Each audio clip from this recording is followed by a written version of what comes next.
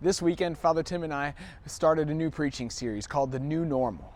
And throughout the rest of the weekends in May, we're going to be preaching on this new normal with different aspects. So that way, we don't come out of this stay-at-home order, if we don't come out of this quarantine and this pandemic the same way that we started. I've been saying this a lot, I don't want to be the same priest that I was before this, in February or March or in August or September. I want to be new. I want to be made new. And so we asked you 3 questions. We asked you, what does it mean for Jesus to be the way in your life? What does it mean to have holiness in your life, in your family, in your work, in your personal life, with your friends? And then what good has God done in your life over the past 2 months?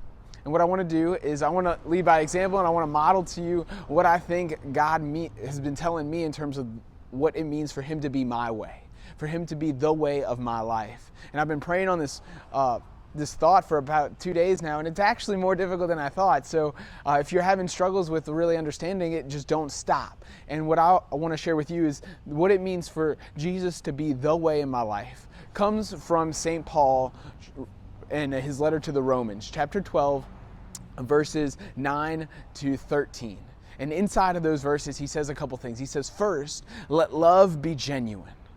So that my love for this parish, my love for my family should always be genuine. And when I hear the word genuine, what I'm thinking about is the fact that it's not selfish, that it's not filled with pride, it's not filled with my own ego and my own gain, and that every time I choose to do something, it's always for love of someone else. It's never for me to be exalted. It's never for me to be to gain anything.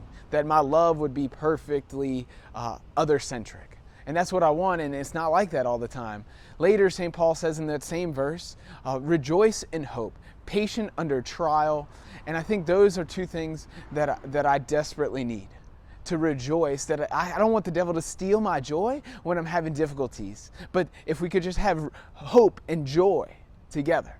That hope is not just for me in this life. What I desperately want, it's for everything in my desires to be about me being in heaven with God one day.